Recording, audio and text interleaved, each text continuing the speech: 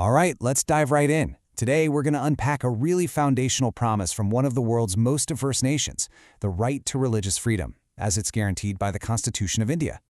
I mean, it's a huge question that resonates everywhere, right? And what's so fascinating is that the Indian Constitution provides this incredibly detailed answer. It's basically a blueprint for how a huge, multi-faith society can live together. Okay, so to really get a handle on this, we've got to start with the core idea that holds it all together, and that's India's very unique take on secularism. You see, in India, secularism isn't really about building this giant wall between religion and the state. It's more about the state acting as a neutral referee. The government just doesn't play favorites with any one religion. Its main job? To treat every single faith with equal respect and to make sure every citizen's freedom of belief is protected. So that's the big picture. But how does this idea of secularism actually affect you, the individual? Well, that's where the Constitution gets personal, and we're talking specifically about Article 25. This one is all about your freedom to believe. And this freedom isn't just some vague idea, something you just feel inside. The Constitution actually spells it out with 3 specific actions. First, you have the right to profess. That means you can openly say what you believe.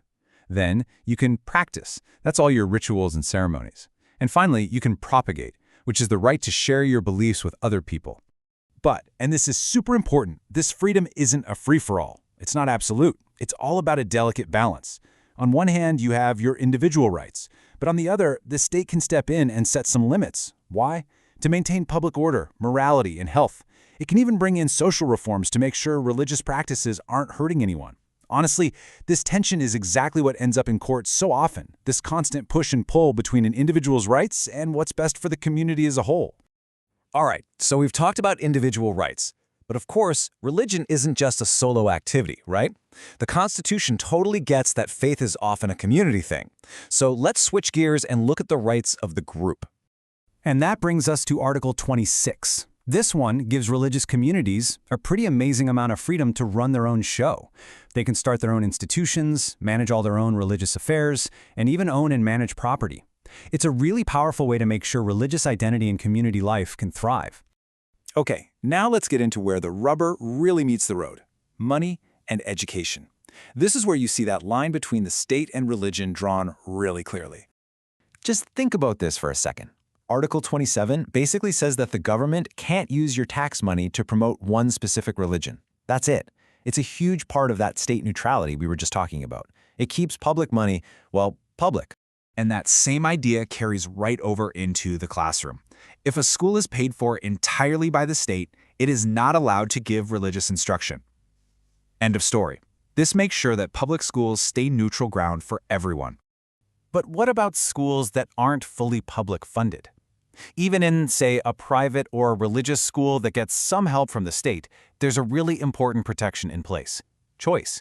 No student can ever be forced to take part in religious classes or worship if they or their parents don't consent. That individual freedom is always the top priority. So, we've been looking at the nitty-gritty details of these articles. Let's zoom out for a second and look at the big picture. What's the whole point of all this? Why does it all matter so much?